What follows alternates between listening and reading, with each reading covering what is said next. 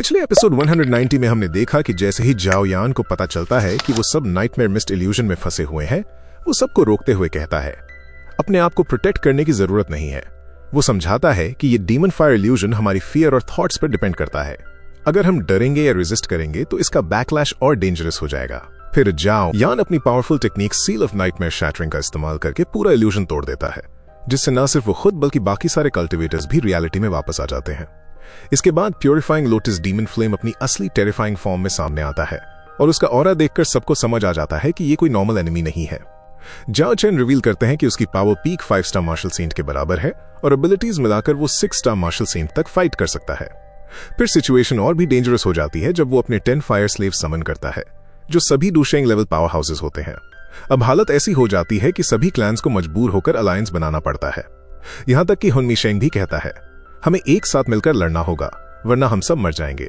अंत में जाओ यान लीडर की तरह डिसीजन लेता है कि अभी सबसे जरूरी काम है पहले प्यूरिफाइंग लोटस डीमन फ्लेम को हराना, तभी प्यूरिफाइंग लोटस डीमन फ्लेम हासिल किया जा सकता है। और इसी सेटअप के साथ शुरू होने वाली है एक मैसिव वॉर, जहां सारे दुश्मन मिलकर एक ही एनिमी के खिलाफ लड़ने वाले हैं। अब आगे। हेलो दोस्तों, एपिसोड 191 वहीं से शुरू होता है जहां सभी क्लैंस एक साथ खड़े हैं और सामने है वो terrifying enemy purifying lotus demon flame. सबसे पहले आगे आता है हुनमिशेंग और प्लान एक्सप्लेन करते हुए कहता है मेरा सुझाव है कि केवल वही आगे आएं जिनकी ताकत 4 स्टार डूशेंग या उससे ऊपर है, बाकी सब तो फायर स्लेव से लड़ेंगे। फिर वो साफ करता है कि 4 स्टार या उससे ऊपर वाले कल्टिवेटर्स उसके साथ मिलकर डायरेक्ट डीमन फ्लेम से लड़ेंगे, बाकी लोग उन्हें उन डेंजरस फायर स्लेव्स को संभालना होगा। ये सुनकर जाओ यान सिचुएशन को एनालाइज करता है और कहता है फिलहाल के लिए अलायंस ठीक है, पहले इस डीमन फायर क्राइसिस को हैंडल करना जरूरी है। लेकिन यहां जाओ यान की स्मार्टनेस दिखती है। वो धीरे से जी यान और गु नन्हाई को वार्न करता है एक्स्ट्रा केयरफुल रहना और अपनी फुल स्ट्रेंथ मैट यूज करना। वो समझाता है कि हॉल ऑफ सोल कभी भी पीछे से धोखा दे सकता है, इसलिए थोड़ा पावर रिजर्व में रखना जरूरी है। दोनों जवाब देते हैं डोंट वरी, हम समझ गए। इसी बीच एंसेस्टर जाओ चेन धीरे से जाओ यान के पास आते हैं और कहते हैं मैं इस फाइट में पार्टिसिपेट नहीं कर सकता। फिर नरेशन में रिवील होता है कि क्योंकि वो पहले एक फायर स्लेव रह चुके हैं, अगर वो फिर से फ्लेम के करीब गए तो उनका माइंड फिर कंट्रोल में जा सकता है। ये सुनकर जाओ यान बिना हेजिटेशन के जवाब देता है एंसेस्टर आपको लड़ने की जरूरत नहीं। वो रिस्पेक्टफुली कहता है कि अभी आप रेस्ट करिए, अब इस जनरेशन को फाइट करने दीजिए। ये सुनकर जाओ चेन अंदर ही अंदर सोचते हैं कि ये लड़का बिल्कुल जाओ शुआन जैसा है, रिस्पॉन्सिबल और फियरलेस। उन्हें यकीन हो जाता है कि जाओ क्लान का रिवाइवल अब पॉसिबल है। दूसरी तरफ प्यूरिफाइंग लोटस डीमन फ्लेम सबको देखकर हंसता है और कहता है 7 4 स्टार डूशेंग, क्या इंटरेस्टिंग लाइनअप है। वो मजाक उड़ाते हुए कहता है कि चलो थोड़ा वार्म अप कर लेते हैं, और अगले ही पल वो जोर से आदेश देता है किल। बस फिर क्या था, उसके सारे फायर सर्वेंट्स एक साथ हमला कर देते हैं। पूरा बैटलफील्ड एकदम केओस में बदल जाता है। तभी जाओ यान तुरंत रिएक्ट करता है और चिल्लाता है बी केयरफुल एवरीवन। वो सिचुएशन को क्विकली रीड करता है और डिसाइड करता है कि सबसे डेंजरस टारगेट को खुद हैंडल करेगा। वो एक लेट स्टेज 3 स्टार डूशेंग फायर स्लेव को टारगेट करते हुए कहता है ये मुझ पर छोड़ दो, और यहीं पर एंट्री होती है उसके आइकॉनिक वेपन की हेवी रूलर। जाओ यान उसे समन करता है, उसकी ऑरा इंस्टेंटली बढ़ जाती है और फिर वो फुल स्पीड से उस पावरफुल फायर स्लेव की तरफ बढ़ता है। अब शुरू होने वाली है एक इंटेंस 1-on-1 क्लैश, जहां जाओ यान और एक हाई लेवल डूशेंग फायर स्लेव सीधे भिड़ने वाले हैं। अब बैटलफील्ड पूरी तरह एक्टिव हो चुका था। जैसे ही जाओ यान अपनी हेवी रूलर निकालता है, बाकी कल्टिवेटर्स भी पीछे नहीं रहते, सब अपने वेपन्स निकाल लेते हैं। तभी जुनीर भी आगे बढ़ते हुए कॉन्फिडेंटली कहती है इसे मुझ पर छोड़ दो, और वो एक 2 स्टार डूशेंग फायर स्लेव को टारगेट कर लेती है। अगले ही पल सभी एक साथ चिल्लाते हैं चलो सारे एक साथ आगे बढ़ो, और यहीं से शुरू होती है एक मैसिव क्लैश। चारों तरफ सिर्फ फ्लेम्स, सोर्ड्स और टेरिफाइंग ऑरा का टकराव। आसमान में फाइट का मंजर भयानक हो गया था। एक तरफ जाओ यान लाइटनिंग स्पीड से मूव करते हुए अपनी हेवी रूलर से लगातार अटैक्स कर रहा था, दूसरी तरफ जुनीर अपनी एलिगेंट लेकिन डेडली टेक्निक से फायर स्लेव्स को कंप्लीटली ओवरवेल्म कर रही थी। दोनों की कोऑर्डिनेशन इतनी स्मूथ थी कि दुश्मन भी कंफ्यूज हो रहे थे कि अटैक कहां से आएगा। इसी बीच मेन बैटलफील्ड में हुनमिशेंग आगे बढ़कर डीमन फ्लेम को प्रोवोक करता है फेरी फ्लेम, भलाई इसी में है कि बिना लड़े हार मान लो, सीधे सीधे सरेंडर कर दो। लेकिन ये सुनकर प्यूरिफाइंग लोटस डीमन फ्लेम जोर से हंस पड़ता है सरेंडर, मेरा जन्म हेवन एंड अर्थ पावर से हुआ है। वो एरोगेंस से कहता है कि उसके लिए हर चीज ट्रांसफॉर्मेबल है और ये लोग उसे कंट्रोल करने का सपना देख रहे हैं। मेरे सामने सब कुछ राख में बदल सकता है और तुम कीड़े मकोड़े मुझे काबू करने की सोच रहे हो, कितना बचकाना सपना है। फिर वो कैजुअली कहता है देखते हैं तुम में कितनी जान है, चलो पहले थोड़ा मनोरंजन ही कर लिया जाए। और अगले ही पल वो अपनी टेरिफाइंग टेक्निक एक्टिवेट करता है हेलफायर मीटियर शावर। चारों तरफ के पहाड़ों के मैसिव पत्थर हवा में उठने लगते हैं और फायरबॉल्स बनकर कल्टीवेटर्स पर बरसने लगते हैं। ये देखकर हुन मिशिंग तुरंत चिल्लाता है, सभी एक साथ प्रोटेक्शन शील्ड बनाओ, और फिर पूरी अलायंस एक साथ अपनी पावर्स अनलीश कर देती है। मास्टर गु नन्हाई अपनी हेवनली पाम टेक्निक से मीटियर्स को रास्ते से हटाते हैं। जी यान अपनी सोर्ड से आसमान से गिरते फायरबॉल्स को बीच में ही काट देती है। हुओ याओ फायर प्लस वाटर फ्लेम्स को कंबाइन करके एक जायंट एनर्जी हैंड बनाता है जो मीटियर्स को चूर चूर कर देता है, और वहीं स्टोन क्लैन लीडर पत्थरों की मैसिव वॉल खड़ी करके इनकमिंग अटैक्स को ब्लॉक करता है। पूरा बैटलफील्ड अब एक वॉर जोन बन चुका था, हर तरफ एक्सप्लोजन्स, फायर वेव्स और डिस्ट्रक्टिव एनर्जी। इसी बीच याओ वांगुई अपनी थंडर ब्लास्ट टेक्निक से फायर सर्वेंट्स को खत्म कर रहा था, और दूसरी तरफ जाओ यान भी पीछे नहीं था। वो अपनी हैवी रूलर से एक एक करके फायर सर्वेंट्स को डिस्ट्रॉय कर रहा था। लेकिन तभी प्यूरिफाइंग लोटस डीमन फ्लेम का पेशेंस खत्म हो जाता है। वो गुस्से में गरजता है, अभी भी टकराने की जुर्रत, मरने का इतना ही शौक है। और फिर वो धीरे से एक इशारा करता है। अचानक नीचे का लावा पूल उबलने लगता है और उसमें से धीरे धीरे एक विशाल आकृति बाहर आने लगती है, एक जाइगेंटिक टेरिफाइंग लावा स्टैच्यू। उसकी प्रेजेंस ही इतनी भारी थी कि पूरे बैटलफील्ड का प्रेशर कई गुना बढ़ जाता है और सबको समझ आ जाता है अब बैटलफील्ड और भी डेंजरस हो चुका था। जैसे ही वो लावा स्टैच्यू पूरी तरह बाहर आता है, बिना टाइम वेस्ट किए वो सीधे हुन मिशिंग पर एक भयानक पंच मार देता है। हुन मिशिंग तुरंत अपनी डिफेंसिव शील्ड बनाता है, लेकिन दिक्कत ये थी कि वो स्टैच्यू इतना पावरफुल था कि वो शील्ड को क्रश करके अपनी पूरी फोर्स अनलीश कर देता है। लेकिन यहाँ हुन मिशिंग भी कम नहीं था। वो तुरंत अपनी चेन समन करके उस स्टैच्यू को बांधने की कोशिश करता है। उसी समय याओ वांगी भी अपनी रूट चेन टेक्निक एक्टिवेट करता है और दोनों मिलकर उस जायंट स्टैच्यू को रिस्ट्रेन करने लगते हैं। लेकिन वो स्टैच्यू इतनी रॉ पावर से भरा था कि वो उन चेन्स को तिनकों की तरह तोड़ देता है। तभी मौका देखकर मास्टर गु नन्हाई आगे बढ़ते हैं और कहते हैं, अब मेरी बारी, और अपनी हेवनली पाम टेक्निक से डायरेक्ट अटैक करते हैं। स्टैच्यू उस अटैक को रोकने की कोशिश करता है, लेकिन उसी मोमेंट जी यान अपनी स्पीयर के साथ ऊपर से गिरती है और हुओ याओ अपनी थंडर पावर के साथ साइड से स्ट्राइक करता है। अब एक साथ इतने मार्शल सेंट्स का कंबाइंड अटैक वो स्टैच्यू सह नहीं पाता और एक जोरदार ब्लास्ट के साथ वो टूटकर बिखर जाता है और वापस उसी लावा पूल में गिर जाता है। ये देखकर प्यूरिफाइंग लोटस डीमन फ्लेम हल्का सा इंप्रेस होता है और कहता है, तुम लोगों के पास थोड़ी बहुत स्किल तो है, लेकिन मेरे सामने तुम कीड़े हो तब भी। लेकिन तुरंत ही कोल्ड टोन में जोड़ता है, लेकिन ये तो कुछ भी नहीं है, क्या तुम्हारे पास बस इतना ही दम है? और यहीं से असली डेंजर शुरू होता है। डीमन फ्लेम अपनी सबसे टेरिफाइंग टेक्निक एक्टिवेट करता है, ग्रेट कंपैशन हैंड। वो पूरे लावा पूल को कंट्रोल करके आसमान में एक जाइगेंटिक मोल्टन हैंड बना देता है। उसका प्रेशर इतना हैवी था कि नीचे खड़े कल्टीवेटर्स के घुटने तक झुकने लगते हैं। फिर वो जायंट हैंड सीधे सब पर अटैक करता है।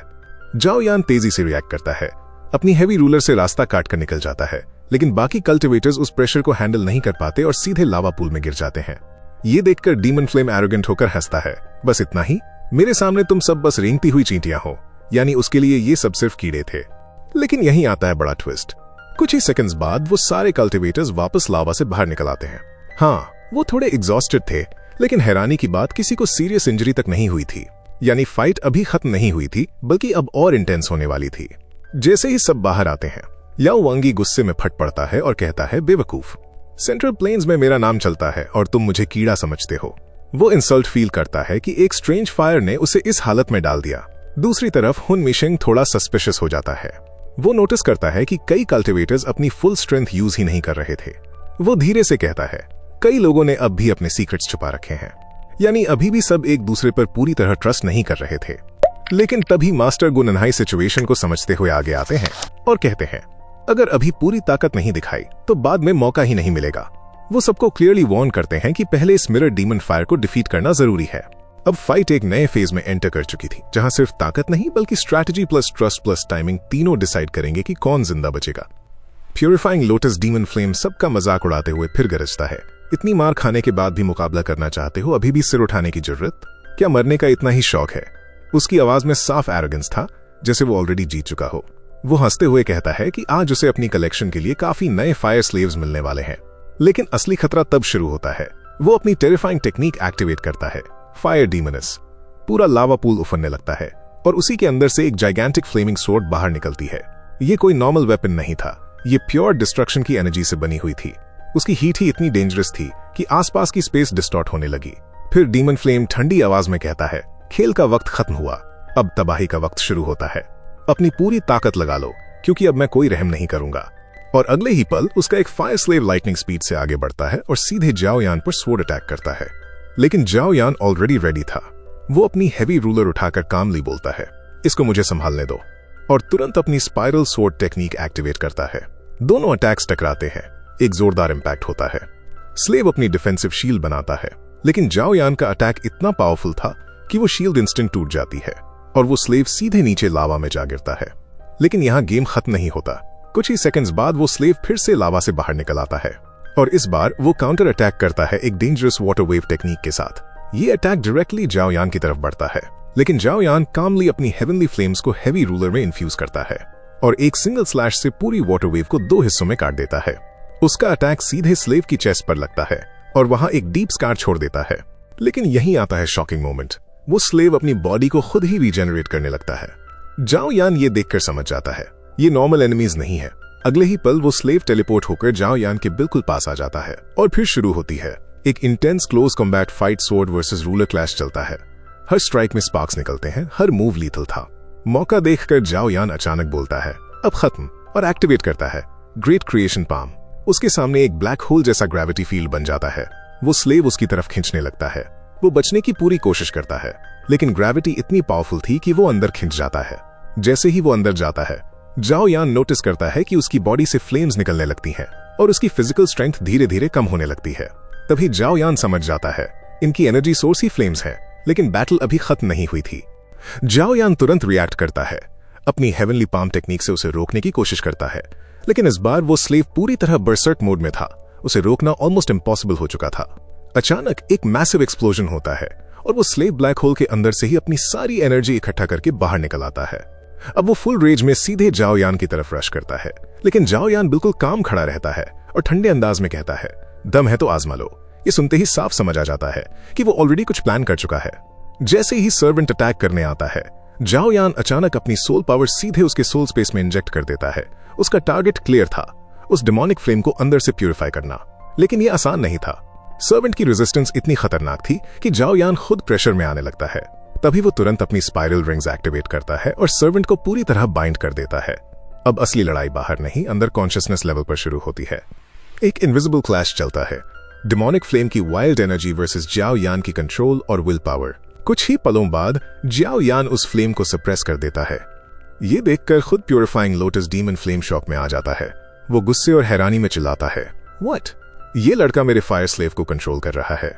जाओ यान हल्की मुस्कान के साथ बस इतना कहता है हो गया, और अगले ही पल वो उस सर्वेंट को अपनी स्पेस रिंग में सील कर देता है। अब उसके दिमाग में एक डेंजरस आइडिया आता है, अगर वो बाकी फायर स्लेव्स को भी कंट्रोल कर ले तो ये बैटल पूरी तरह पलट सकता है। लेकिन वो तुरंत समझ जाता है अभी सबसे बड़ा खतरा डीमन फ्लेम है। अगर वो एस्केप कर गया तो सब खत्म। उधर बैटलफील्ड के दूसरे हिस्से में हुओ ख्वान आगे बढ़ते हुए गरजता है, अब इसे खत्म करते हैं, और तुरंत अपनी टेरिफाइंग टेक्निक एक्टिवेट करता है, 8 डेसोलेट डिस्ट्रक्शन फ्लेम। उसकी फ्लेम्स इतनी वायलेंट थीं कि आसपास का स्पेस तक क्रैक होने लगता है। उसी मोमेंट का फायदा उठाते हुए हॉल ऑफ सोल का डेप्यूटी लीडर आगे आता है और अपनी चेन से एक और फायर स्लेव को बाइंड कर देता है। लेकिन तभी एक अनएक्सपेक्टेड मूव होता है। हुन फेंग आगे बढ़ता है और बिना हेजिटेशन सीधे उस डिमोनिक फायर की एनर्जी को डिवार करना शुरू कर देता है। ये देखकर जाओ यान अंदर ही अंदर शॉक हो जाता है। शाओ यान की आंखों में खौफ और हैरानी साफ दिख रही थी। वो मन में सोचता है इसकी ताकत का असली राज अभी सामने आना बाकी है, जिसका हमें अंदाजा तक नहीं। अब सिचुएशन पूरी तरह एस्केलेट हो चुकी थी। तभी स्टोन क्लैन लीडर जोर से कमांड देता है, सब लोग एक साथ अटैक करो, और अगले ही पल पूरा बैटलफील्ड एक्सप्लोड हो जाता है। हर डायरेक्शन से टेरिफाइंग अटैक्स निकलते हैं। कुछ लोग अपनी पीक टेक्निक्स अनलीश कर रहे थे, कुछ लोग सीधे क्लोज कॉम्बैट में घुस चुके थे, और हर तरफ सिर्फ फ्लेम्स, एनर्जी ब्लास्ट्स और शॉक वेव्स ही दिखाई दे रही थीं। याओ वांगी भी पीछे नहीं रहता। वो गुस्से में अपनी पावर अनलीश करते हुए मैसिव थंडर स्ट्राइक्स छोड़ता है जो डीमन फ्लेम की बॉडी पर लगातार गिरते हैं। उसी समय जी यान हवा से नीचे गिरते हुए फुल फोर्स के साथ स्पीयर थ्रस्ट करती है। उसका अटैक इतना हैवी था कि स्पेस तक डिस्टॉर्ट हो जाता है। कुछ सेकंड्स के लिए ऐसा लगता है कि डीमन फ्लेम दब गया है, लेकिन उसकी ऑरा अचानक और भी ज्यादा वायलेंट हो जाती है। बैटलफील्ड पर सबने मिलकर जब प्यूरिफाइंग लोटस डीमन फ्लेम पर हमला किया, तब कुछ पल के लिए लगा कि वो दब गया है, लेकिन अगले ही पल डीमन फ्लेम अचानक एक भयानक एनर्जी ब्लास्ट छोड़ता है। उसका इंपैक्ट इतना ज्यादा था कि सारे कल्टिवेटर्स सीधे पीछे उछल जाते हैं। सबके मन में एक ही सवाल था, इतने अटैक्स के बाद भी इसके पास इतनी एनर्जी बची कैसे है। डीमन फ्लेम हंसते हुए कहता है, मुझे कंट्रोल करने का सपना भी मत देखो, अब साफ था वो सिर्फ लड़ नहीं रहा बल्कि सदियों की कैद का बदला लेना चाहता है। फिर अचानक सिचुएशन और डेंजरस हो जाती है। डीमन फ्लेम अपने सारे बचे हुए फायर सर्वेंट्स को कमांड देता है, सेल्फ डिस्ट्रक्ट। यानी अब वो उन्हें हथियार नहीं बल्कि चलते फिरते बॉम्ब्स की तरह इस्तेमाल कर रहा था। जाओ यान तुरंत खतरा समझ जाता है और जोर से बोलता है, सब पीछे हटो, ये एक्सप्लोड करने वाले हैं। लेकिन तब तक देर हो चुकी थी। फायर सर्वेंट्स चारों तरफ फैल जाते हैं और कल्टीवेटर्स को घेर लेते हैं और फिर एक के बाद एक एक्सप्लोजन शुरू हो जाता है। पूरे बैटलफील्ड में लगातार धमाके होते हैं। चारों तरफ आग और शॉकवेव्स फैल जाती हैं।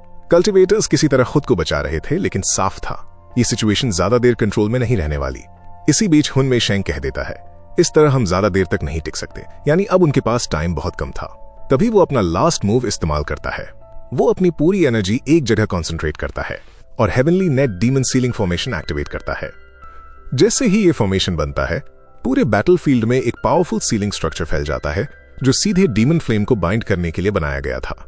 हुन में शेंग बाकी सबको बोलता है, अपनी पावर इसमें डालो, नहीं तो हम सब मर जाएंगे। अब तक जो लोग अपनी एनर्जी बचा रहे थे वो भी समझ जाते हैं कि ये लास्ट चांस है। सभी क्लैंस अपने अटैक्स रोककर अपनी एनर्जी उस फॉर्मेशन में डालना शुरू कर देते हैं। धीरे धीरे फॉर्मेशन कंप्लीट होने लगता है और पहली बार purifying lotus demon flame react करता है। वो दर्द में चिल्लाता है क्योंकि ये सील सच में उस पर असर डाल रही थी। हुन में शेंग कॉन्फिडेंट होकर कहता है, अब तुम यहां से निकल नहीं पाओगे। लेकिन असली बात कुछ और थी। जब सभी लोग अपनी पूरी ताकत लगा रहे थे, जाओ यान और जुनीर दूर खड़े ये सब ऑब्जर्व कर रहे थे। और इसी सस्पेंस के साथ ये एपिसोड यहीं एंड होता है।